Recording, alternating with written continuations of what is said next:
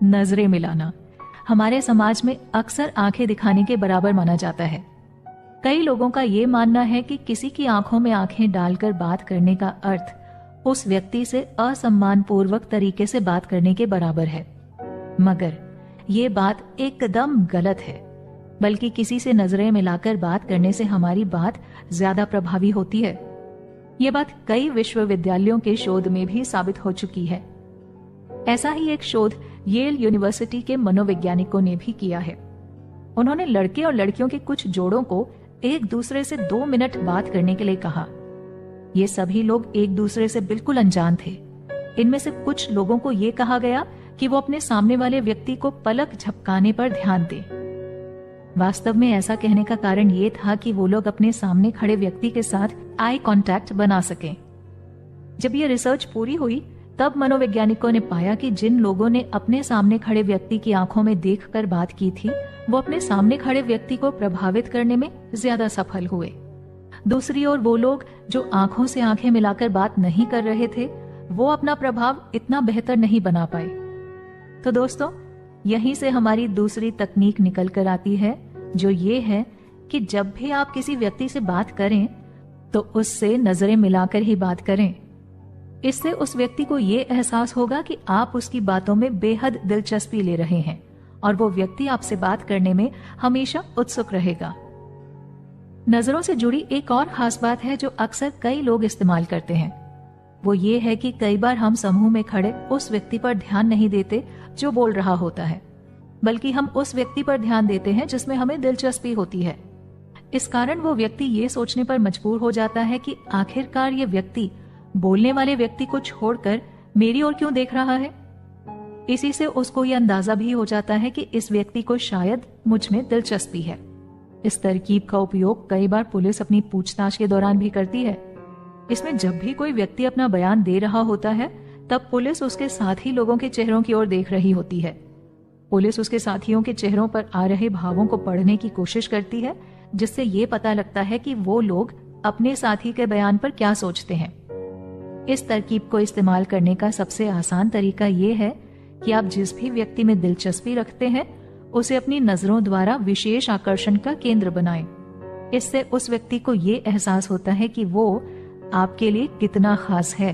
कैसे दिखें हर जगह एक विजेता। अपने जीवन के उस क्षण को याद कीजिए जब आप अपने दोस्तों के साथ एक कमरे में बैठे थे और यदि उस वक्त किसी ऐसे व्यक्ति ने कमरे में प्रवेश किया हो जिसके उस कमरे में आते ही आप सब लोग उसकी ओर ध्यान देने पर मजबूर हो गए। आखिर उस व्यक्ति में आपने ऐसा क्या देखा जो आप सब उसकी ओर ध्यान देने पर मजबूर हो गए। अब उस व्यक्ति के बारे में सोचिए जिसके आने या जाने से उस कमरे में बैठे किसी भी व्यक्ति पर कोई फर्क पड़ता। अब बताइए कि आपने उस व्यक्ति के भीतर ऐसा क्या देखा जो उसके आने या जाने पर भी आपको कोई फर्क नहीं पड़ा। ये बात बहुत सोचने लायक है कि कुछ लोग बहुत जल्दी दूसरे लोगों को प्रभावित कर देते हैं।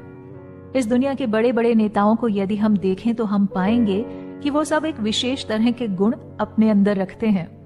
वो गुण है उनके खड़े होने और चलने का तरीका। उनके खड़े होने में आपको आत्मविश्वास की एक बड़ी सुनामी सी आती हुई नजर आएगी। इसी आत्मविश्वास की लहर में वो बाकी लोगों को अपने साथ बहाकर ले जाते हैं। लेखिका अपने बचपन में अपनी माँ के साथ एक बार सर्कस देखने गए थे। वहां उन्होंने देखा कि एक लड़कों और लड़कियों का समूह है जो पिरामिड बनाने की तैयारी कर रहा है। उसी क्षण लेखिका की माँ ने लेखिका को बताया कि ये दुनिया का पहला ऐसा समूह है जो बिना किसी सुरक्षा जाली के पिरामिड बनाता है। लेखिका ने सर्कस के उन सभी खिलाड़ियों के भीतर एक बात समान पाई और वो थी उनके चलने और खड़े होने का अंदाज। उन सभी खिलाड़ियों को अपने ऊपर पूरा भरोसा था और उनकी चाल में आत्मविश्वास की झलक भी साफ देखने को मिल रही थी। यहां से लेखिका को समझ आया कि जिस व्यक्ति से हम बात भी नहीं करते, उस व्यक्ति का चलना और खड़े होने का तरीका भी हमें उसके बारे में कितना कुछ बता देता है। अब बात आती है बचपन से जब हमें यह सिखाया गया है कि सीधे खड़े रहना चाहिए, हमेशा सर को सीधा रखना चाहिए, लेकिन इसके बावजूद भी हम में से अधिकतर लोग अब तक इस बात को अपने जीवन में लागू नहीं कर पाए हैं। तो अब ऐसा क्या किया जाए जिससे हम इस बात को अपने दैनिक जीवन में लागू कर पाएं?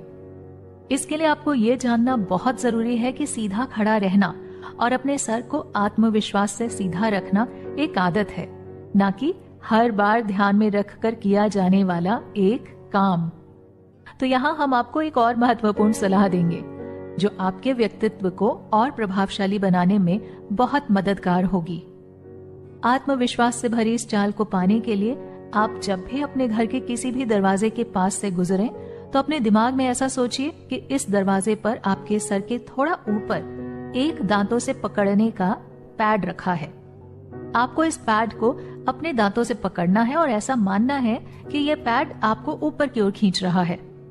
इससे यह होगा कि आपको अपने सर को सीधा रखना आसान हो जाएगा और आपकी चाल में भी एक आत्मविश्वास की झलक दिखाई देने लगेगी। इस काम को आप कुछ दिनों तक जब भी किसी दरवाजे से गुजरें तो दोहराएं।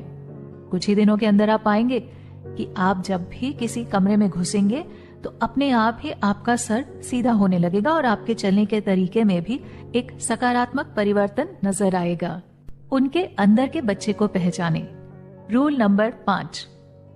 क्या आपने कभी किसी बच्चे को देखा है जो अपने माता पिता के पास भाग कर जाता है और उनके गले लग जाता है? मान लीजिए कि एक छोटा बच्चा है जिसने अपनी माँ को काफी समय बाद देखा है, तो आपको क्या लगता है कि उसकी पहली प्रतिक्रिया क्या होगी? वो जरूर अपनी माँ को देखते ही उसे गले लगाने की कोशिश करेगा। वैसे ही हम सब के अंदर भी एक ऐसा ही बच्चा है जो उन लोगों को करीब लाने की कोशिश करता है जो हमें सुरक्षित और खुश महसूस कराते हैं। अगर आप किसी व्यक्ति को वास्तव में प्रभावित करना चाहते हैं तो उसके लिए सबसे अच्छा तरीका ये होगा कि आप उनके अंदर के बच्चे को पहचानें और उसे खुश करें। अगर उनके अंदर का बालक मन आपसे खुश होता है तो वो व्यक्ति आपको अवश्य ही स्वीकार करेगा। लेखिका की एक दोस्त थी कार्ला, जिसका हाल ही में तलाक हुआ था।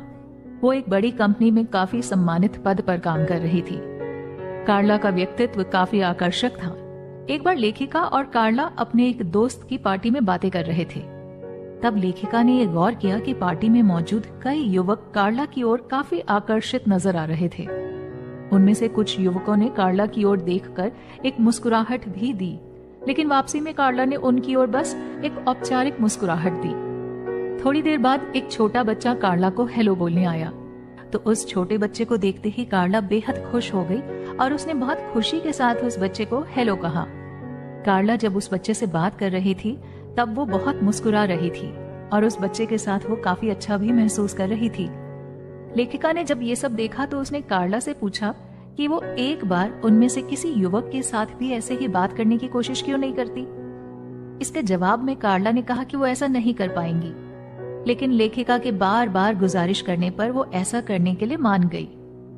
और थोड़े ही समय बाद जब एक युवक कार्ला की ओर देखकर मुस्कुराया तो इस बार कार्ला ने भी एक चमकती हुई मुस्कान के साथ उस युवक को हेलो कहा और उसे उनके साथ शामिल होने के लिए कहा। वो युवक तुरंत उन दोनों के साथ बातें करने के लिए राजी हो गया और थोड़े समय बाद लेखिका ने उन दोनों से विदा ली, लेकिन एक दूसरे की बातों में वो इतना खो गए थे कि लेखिका की अनुपस्थिति का उन्हें आभास तक नहीं हुआ। इस घटना को देखकर लेखिका ने यह समझ लिया कि यदि हम किसी व्यक्ति को प्रभावित करना चाहते हैं तो हमें हर व्यक्ति के अंदर के बच्चे को खुश करना होगा। हमारी अगली सलाह भी यही है कि यदि आप किसी बच्चे को प्रभावित करना चाहते हैं तो सबसे पहले ये देखें कि वो कौन सी चीजें हैं जो उनके बचपन में उन्हें खुश किया करती थी या जो उनके अंदर के बच्चे को पसंद आएगी। कैसे किसी को एक पुराने दोस्त की तरह महसूस कराएं। रूल नंबर 6 और 7। एक बड़ी प्रसिद्ध कहावत है कि लोगों को तब तक इस बात से फर्क नहीं पड़ता कि आप उनके बारे में कितना जानते हैं, जब तक कि आप उन्हें ये महसूस कराते रहें कि आपको उनकी फिक्र है। ये बात तब एकदम सटीक बैठती है जब हम किसी नए व्यक्ति से मिलते हैं। आपको जानकर हैरानी होगी कि हमारा शरीर एक ऐसे प्रसारण स्टेशन की भांति काम करता है जो 24 घंटे लोगों को अलग अलग प्रकार के संदेश भेजता है। आपके हाव भाव से लोग ये अंदेशा लगाते हैं कि आप कैसा सोचते हैं और विशेष रूप से आप उनके बारे में क्या सोचते हैं। इससे पहले हमने आपको एक तरकीब बताई थी कि जिसमें हमने कहा था कि कैसे आप अपने शरीर को सीधा रखने की एक आदत से लोगों को प्रभावित कर सकते हैं।